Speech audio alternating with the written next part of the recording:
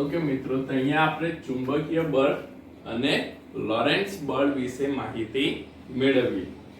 તો અહીંયા આપણે લોરેન્ટ્ઝ બળ મેળવવા માટે આપણે વિદ્યુત ક્ષેત્રીય બળ મતલબ કે વિદ્યુત ક્ષેત્રના કારણે લાગતું વિદ્યુત બળ મતલબ કુલંબીય બળ અને ચુંબકીય બળ વિશે માહિતી મેળવીશું અને તેના પરથી આપણે લોરેન્ટ્ઝ બળ મેળવીશું.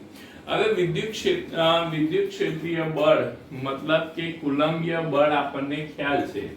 આ જે કુલંબીય બળ છે એ કુલંબીય બળ તમે પ્રથમ ચેપ્ટરમાં જોઈ ગયા છો, તો એના વિશે આપણે અહીંયા ખાસ વાત નહીં કરીએ. તો અહીંયા Q જેટલા વિદ્યુત ભાર પર લાગતું કુલંબીય બળ કાં તો વિદ્યુત બળ આપણને કેટલું મળે છે? તો એ આપણને F સદિશ બરાબર Q * E સદિશ જેટલું બળ આપણને મળે છે, જે આપણને ખ્યાલ છે, જે આપણે આગળ જોઈ ગયા છે. તો F સદિશ બરાબર Q * E સદિશ આપણું થશે. હવે અહીંયા આપણે વાત કરીએ ચુંબકીય બળની, કે જે આપણને અહીંયા આ ચેપ્ટરમાં જોવાનું છે, કે જે આપણને અહીંયા જોવું જરૂરી છે. તો આપણે અહીંયા ચુંબકીય બળની વાત કરીએ તો એ ચુંબકીય બળ આપણને કઈ રીતે મળે છે?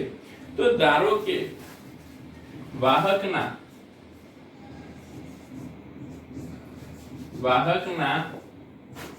એ આડછેદમાંથી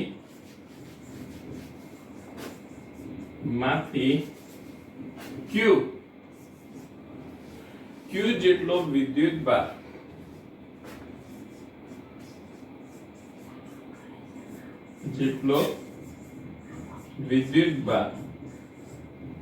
વહન પામતો હોય,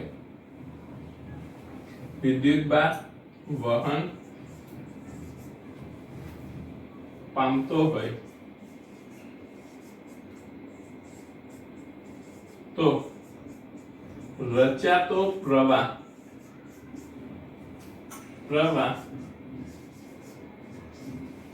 I આપણને શું મળશે?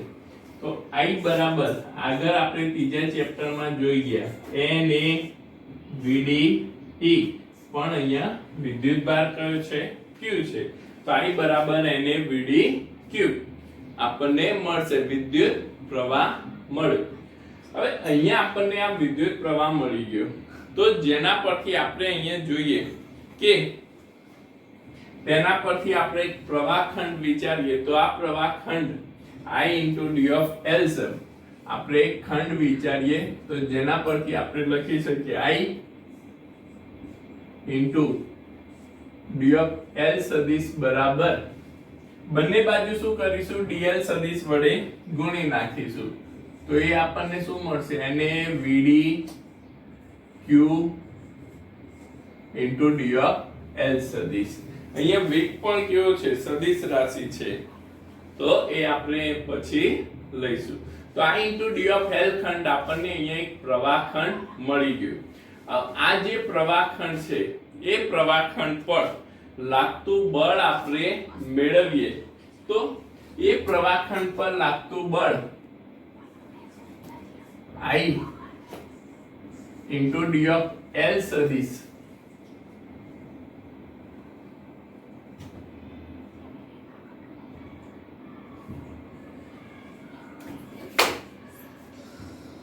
I * D of L સદિશ પ્રવાહખંડ પર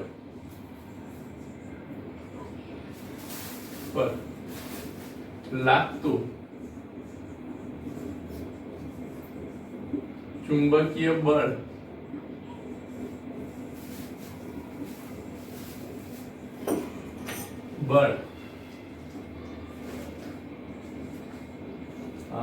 D of F લઈએ આપણે. D of F આપણને મળે તો D of F સદિશ બરાબર શું થશે? તો I * D of L સદિશ ક્રોસ B સદિશ આપણને મળશે. I * D of L સદિશ ક્રોસ B સદિશ મળે, જ્યાં આપણને D of F I into D of L સદિશ તો આપણને ખ્યાલ છે, તો I into D of L સદિશની જગ્યાએ આપણે કિંમત મૂકીએ તો અહીંયા આપણને ડી ઓફ એફ સદિશ બરાબર શું મળશે, N A V D Q into D of L સદિશ ક્રોસ બી સદિશ આપણને મળે છે. તો એને V D Q into D of L સદિશ ક્રોસ બી સદિશ આપણને મળે. હવે અહીંયા આપણે વાત કરીએ તો આ જે N A D of L એ જે છે એ શું થશે, તો N A D of L માટે આપણે લઈએ અહીં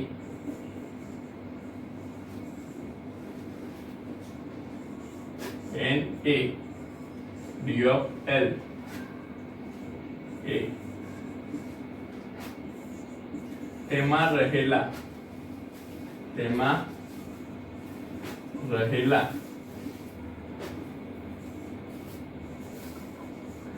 વિદ્યુતભારની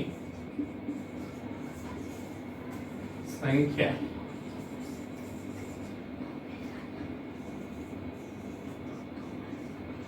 દર્શાવે છે. મતલબ કે ડી ઓફ એફ સદિશ છે એ ડીએલ સદિશમાં જે ડીએલ લંબાઈ નો જે ઘટક છે એ ડીએલ લંબાઈમાં ના ઘટકમાં રહેલા ઇલેક્ટ્રોનની સંખ્યા મતલબ કે એમાં રહેલા વિદ્યુતભારની સંખ્યા દર્શાવે છે. તો જો આપણે કુલ બળ મેળવવું હોય તો કુલ બળ મેળવવા માટે આપણે શું કરવું પડે, તો એફ ઓફ એમ સદિશ મતલબ ક્યાં શું મળ્યું, તો આ આપણને ડી ઓફ એફ સદિશ આટલા જે વિદ્યુતભારો રહેલા છે એ વિદ્યુતભારોના કારણે મળતું બળ આપી છે. આપણે જો એક વિદ્યુતભાર માટે મેળવવું હોય તો એક વિદ્યુતભાર માટે ક્યુ વિદ્યુતભાર માટે આપણે બળ મેળવવું હોય તો ક્યુ વિદ્યુતભાર પર લાગતું બળ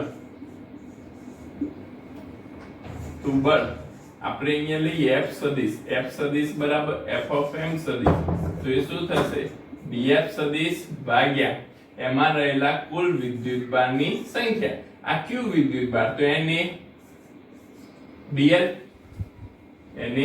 dl સદિશ આપણે લઈશું તો અહીંયા n a vd q into d of l સદિશ ક્રોસ b સદિશ છે. તો જ્યાં આપણે n a into dl સદિશ લઈશું, એને dl કાતે એને dl ઘટક પણ આપણે લઈ શકીએ, એને dl ઘટક પણ આપણે અહીંયા લઈ શકીએ, એને dl તો અહીંયા મિત્રો f of m આ શું મળ્યું, તો dl ઘટકમાં રહેલા કુલ વિદ્યુતભાર, આપણે તો કોના માટે ખાલી q વિદ્યુતભાર માટે બળ મેળવવું છે, તો q વિદ્યુતભાર માટે બળ મળતું બળ એને dl. હવે સદિશ છે vd પણ શું થાય, સદિશ થાય, તો એને હું ફરીથી લખું તો એને dl into q vd સદિશ ક્રોસ b સદિશ હું લખી શકું. આ જે dl સદિશ ઘટક છે એ dl સદિશ ઘટકની દિશામાં જ આપણા જે વિદ્યુતભારો છે એ વિદ્યુતભારોનો વેગ આવેલો છે, એ જ દિશામાં વિદ્યુતભારો ગતિ કરે છે. એટલા માટે આપણે એને dl સદિશને vd સદિશ ની ઉપર પણ સદિશ દર્શાવી શકીએ. તો એને dl into q, તો vd ઘણી બુકમાં v આપણને એકલો આપેલો છે તો પણ આપણે એ શું ધારીશું, તો વિદ્યુતભારોનો વેગ આપણે લઈશું, તો એ આપણને ભાગ્યા NaDl કેન્સલ થઈ જશે, તો f of m સદિશ બરાબર આપણને શું મળશે, q into vd સદિશ ક્રોસ b સદિશ મળશે. તો જેને આપણે ચુંબકીય બળ, જેને આપણે શું દર્શાવીએ છીએ, ચુંબકીય બળ તરીકે દર્શાવવામાં આવે છે. f of m સદિશ બરાબર q into vd સદિશ ક્રોસ b સદિશ, જે આપણું ચુંબકીય બળ છે. તો હવે અહીંયા આપણને આ જે ચુંબકીય બળ મળ્યું, એ ચુંબકીય બળ માટે આપણે કેટલાક કિસ્સાની વાત કરીએ. તો પહેલા તો આપણે એનું મૂલ્ય મેળવીએ. તો મૂલ્ય આપણે એનું લખીએ તો f of m સદિશ બરાબર q into vd into b sin theta. Cross product હોવાથી આપણે શું દર્શાવીશું? sin theta તરીકે દર્શાવીશું. તો અહીંયા આપણને એનું મૂલ્ય f of m બરાબર q into vd into b sin theta મળે છે. હવે એના ખાસ કિસ્સાની વાત કરીએ.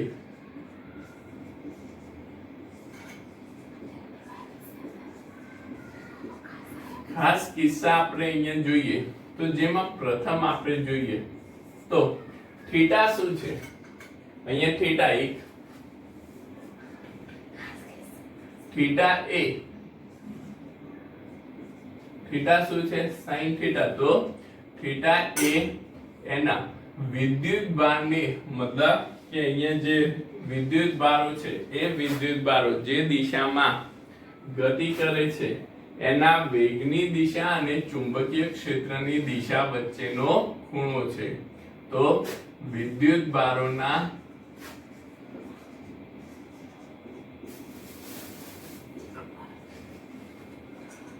વેગ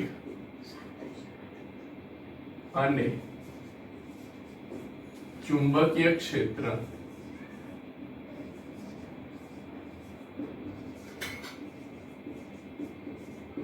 વચ્ચેનો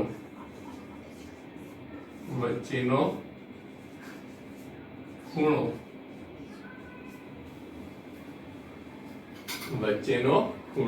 છે. તો વિદ્યુત ભારના વેગ અને ચુંબકીય ક્ષેત્ર વચ્ચેનો ખૂણો આપણને મળે થીટા. તો જે આપણે એના કિસ્સાની વાત કરીએ, ખાસ કિસ્સા, તો ખાસ કિસ્સા આપણને શું મળે છે? તો ખાસ કિસ્સામાં પહેલું આપણે જોઈએ કે જો વેગ અને ચુંબકીય ક્ષેત્ર વચ્ચેનો ખૂણો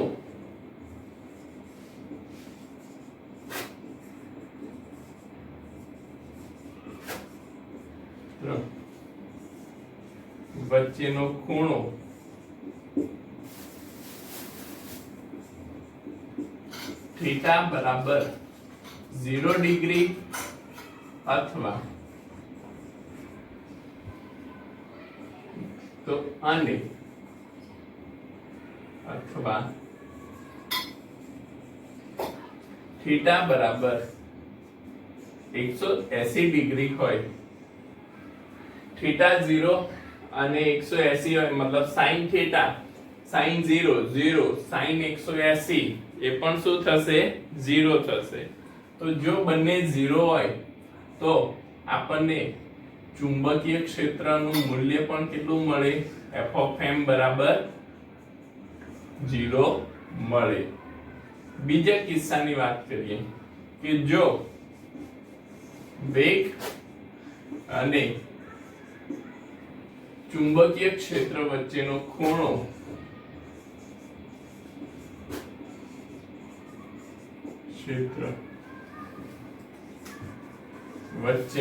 ખૂણો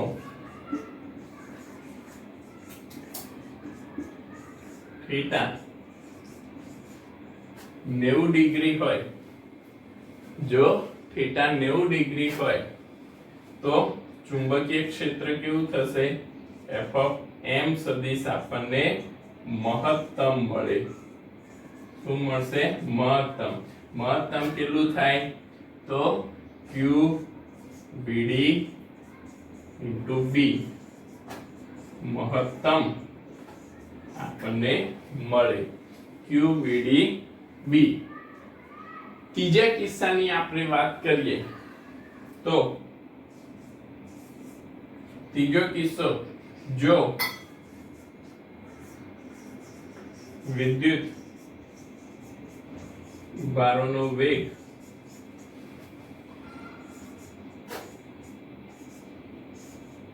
VD 0 હોય તો લાગતું ચુંબકીય બળ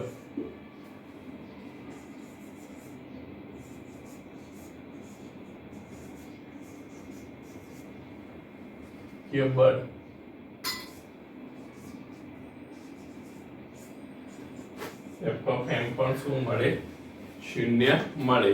તો આ ત્રણ કિસ્સા આપણે ધ્યાનમાં રાખીશું. તો જે આપણને આગળ દાખલામાં પણ કામમાં આવશે. તો આ વસ્તુ તમે અહીંયા નોટ ડાઉન કરી લો કે ચુંબકીય બળ આપણને કઈ રીતે મળે છે, જેના પરથી આપણે ચુંબકીય ક્ષેત્રને વ્યાખ્યાયિત કરીશું.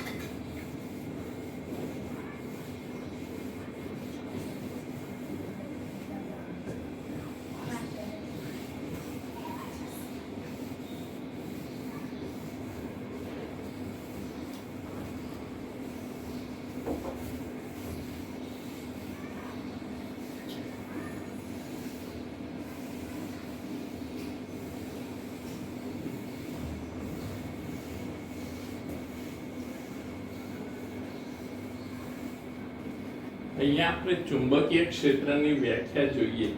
તો ચુંબકીય ક્ષેત્રને આપણે કઈ રીતે વ્યાખ્યાયિત કરી શકીએ? તો ચુંબકીય ક્ષેત્ર માટે આપણને અહીંયા ખ્યાલ છે F બરાબર ચુંબકીય બળ. F બરાબર આગળ આપણે શું જોઈ ગયા? Q V B sin theta. Okay, Q V B sin theta આપણે મેળવવું શું છે? તો B બરાબર F upon QV sin theta. F upon QV sin theta.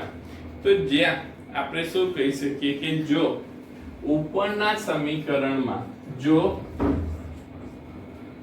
Q બરાબર 1 કુલમ, વેગ V બરાબર 1 મીટર પર સેકન્ડ અને sin θ બરાબર મતલબ sin θ 1 ક્યારે થશે? તો sin 90 બરાબર 1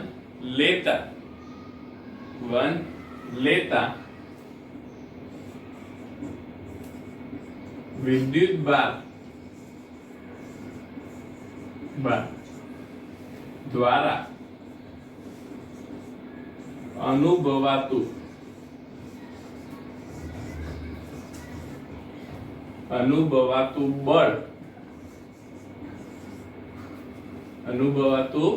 બળ તેના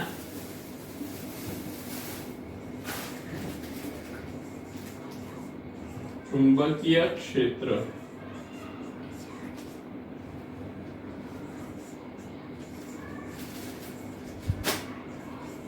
જેટલું હોય છે.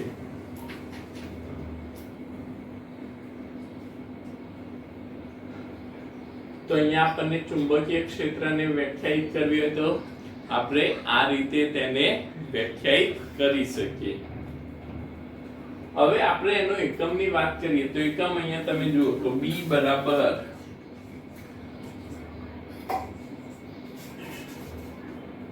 ન્યૂટન, બળનો એકમ ન્યૂટન,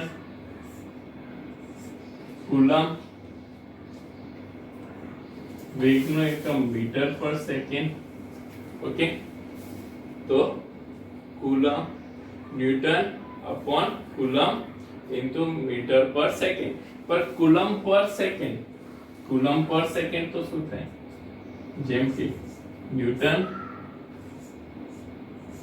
કુલમ પર સેકન્ડ into મીટર, તો એ આપણને શું મળશે? Newton ampere into metre. તો B નો એકમ ન્યૂટન પર એમ્પિયર into મીટર બરાબર ટેસ્લા બરાબર શું થાય છે? ટેસ્લા, T, જેને T દ્વારા આપણે દર્શાવીએ છીએ, ટેસ્લા. ઓકે, અને એનો CGS એકમ છે. એ CGS એકમ આપણને શું મળે છે? તો ગોસ.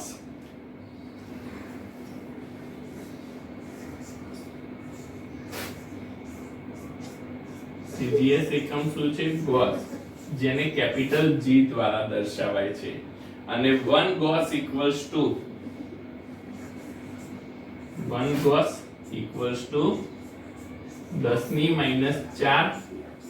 ટેસ્લા, જે આપણને દાખલામાં કામમાં લાગશે. 1 ગોસ equals to તમારે ધ્યાનમાં રાખવાનું છે કે જે આપણે દાખલા જે હોય એ દાખલામાં આપણે એનો ઉપયોગ કરીએ છીએ.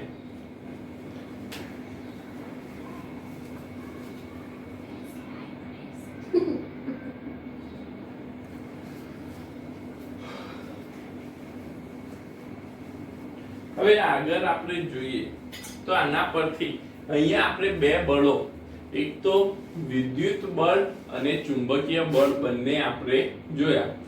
જેના પરથી આપણે હવે આ મેળવવું હોય કે કુલંબીય બળ લોરેન્ટ્ઝ બળ મેળવવું હોય તો એ લોરેન્ટ્ઝ બળ આપણે કઈ રીતે મેળવી શકીએ છીએ? તો અહીંયા લોરેન્ટ્ઝ બળ ની વાત કરીએ આપણે તો લોરેન્ટ્ઝ બળ શું છે? તો જ્યારે વિદ્યુત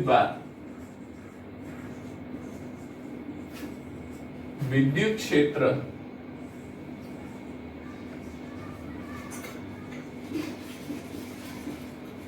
અને ચુંબકીય ક્ષેત્ર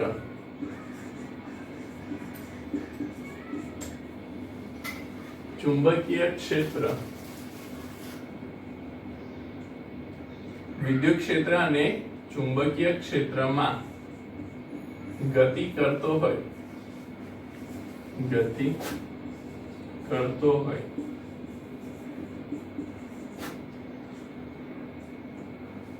ત્યારે તેના દ્વારા અનુભવાતું બળ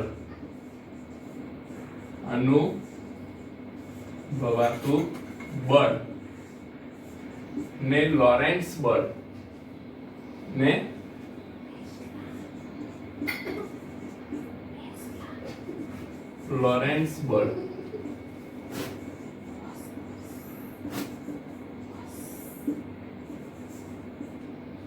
કહે છે. તો અહીંયા મિત્રો આપણને વિદ્યુત બળ ખ્યાલ છે, F સદિશ બરાબર Q into E સદિશ, અને ચુંબકીય બળ F of M સદિશ બરાબર Q કૌંસમાં VD સદિશ ક્રોસ B સદિશ. આ આપણને ખ્યાલ છે, જેના પરથી આપણે અહીંયા f of a લઈ તો લોરેન્ટ્ઝ બળ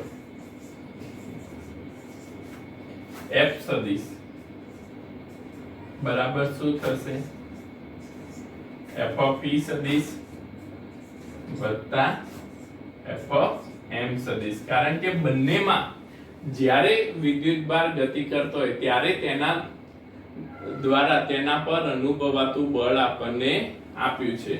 તો f સદિશ q into e સદિશ વત્તા q into vd સદિશ ક્રોસ b સદિશ. તો જ્યાં f સદિશ બરાબર q કોમન લઈ લઈએ કૌંસમાં e સદિશ વત્તા vd સદિશ ક્રોસ b સદિશ આપણને મળે છે. માર્કર એકદમ તો આ આપણને લોરેન્ટ્ઝ બળ F સદિશ બરાબર q કૌંસમાં e સદિશ વત્તા કૌંસમાં vd સદિશ ક્રોસ b સદિશ આપણને મળે છે, જે આપણું કયું છે લોરેન્ટ્ઝ બળ છે. તો આ એક લોરેન્ટ્ઝ બળનું સૂત્ર પણ તમારે ધ્યાનમાં રાખવાનું છે કે જેના પરથી આપણને દાખલા પણ પૂછાય છે, MCQ પણ પૂછાય છે. તો અહીંયા આપણે ચુંબકીય બળ અને લોરેન્ટ્ઝ બળ જોયું કે જે આપણને જરૂરી છે. આના પરથી અહીંયા આપણે પછી ચુંબકીય બળમાં નું સમીકરણ મેળવીશું, એ આપણે નેક્સ્ટ ક્લાસમાં જોઈશું.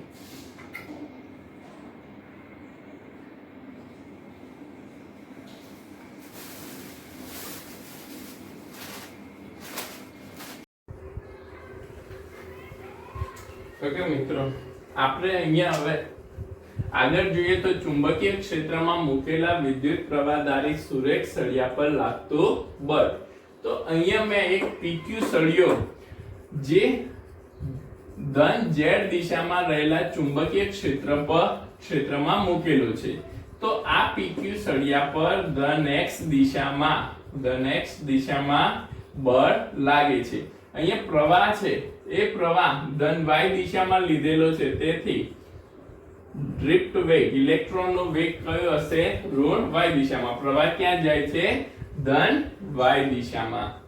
તો આકૃતિમાં દર્શાવ્યા અનુસાર a આડછેદ વાળો અને I વિદ્યુત પ્રવાહ ધારિત સળિયો PQ બરાબર l લંબાઈ, એની લંબાઈ કેટલી લીધેલી છે l લંબાઈને ધન z દિશાના ચુંબકીય ક્ષેત્રમાં મૂકેલ છે.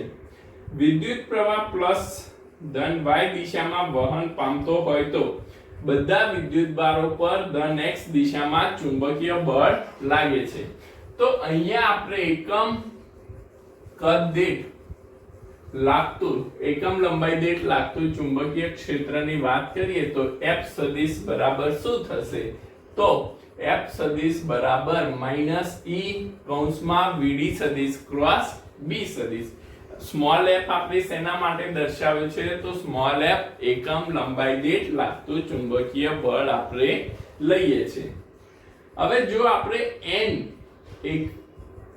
ને એકમ કદ દીઠ ઇલેક્ટ્રોન લઈએ, n શું છે તો ઇલેક્ટ્રોનની સંખ્યા ઘનતા, મતલબ એકમ કદ દીઠ રહેલા ઇલેક્ટ્રોનની સંખ્યા ઘન હોય તો l લંબાઈના ભાગમાં રહેલા ઇલેક્ટ્રોન કેટલા હશે? તો કુલ ઇલેક્ટ્રોન n બરાબર n * a * l આપણને મળે છે.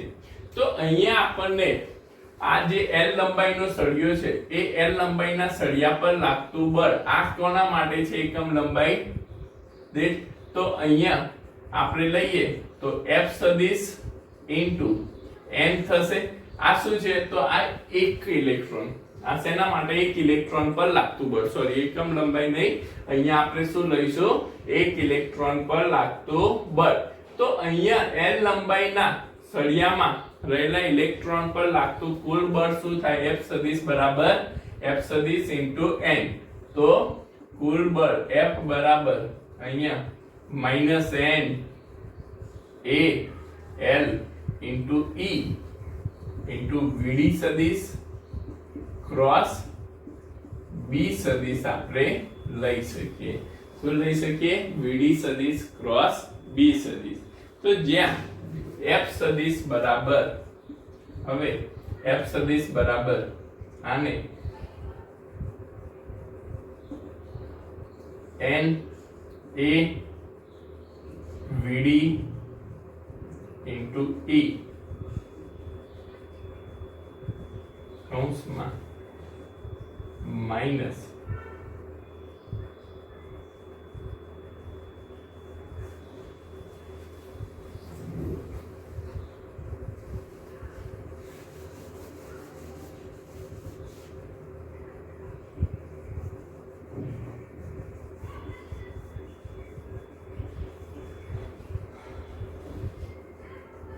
તો અહીંયા આપણને જે બળ છે એ બળ N A E into minus L into VD સદિશ ક્રોસ B સદિશ આપણે લઈએ.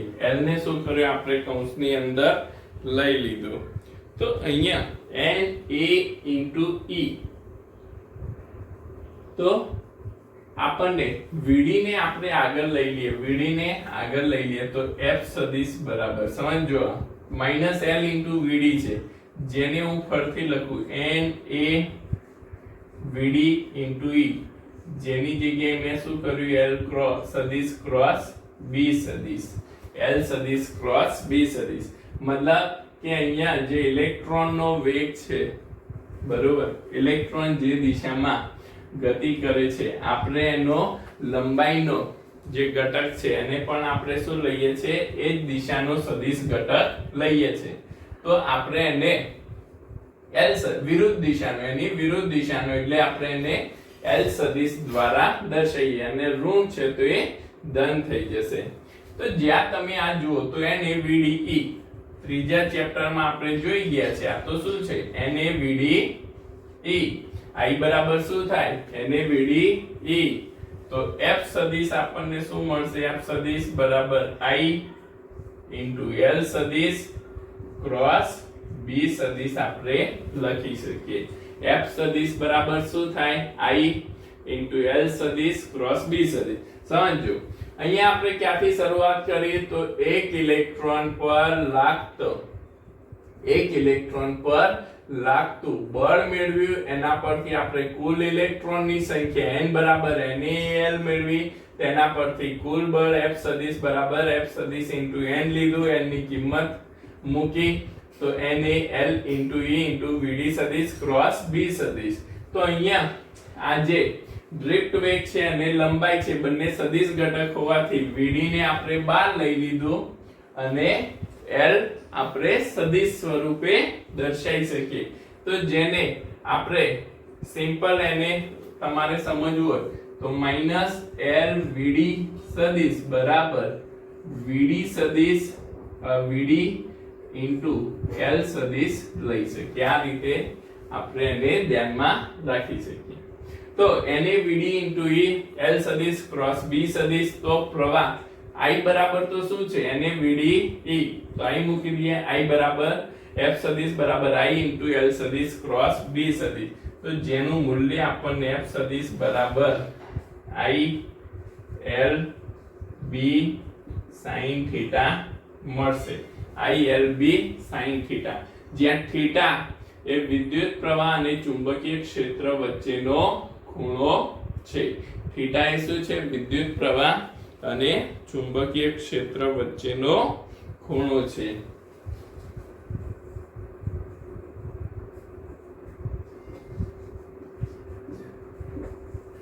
B વચ્ચેનો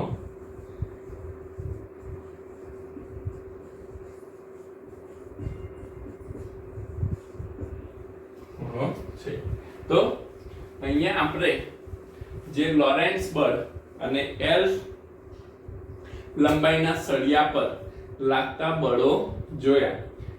હવે આગળ આપણે બે સમાંતર લંબાઈના સળિયા માટે પણ બળ મેળવીશું, તે આના પછીના. તો તમે અહીંયા આ વસ્તુ ધ્યાનમાં રાખો અને આટલી વસ્તુઓ નોટબુકમાં નોટ કરી અને તેને તૈયાર કરો. ઓકે.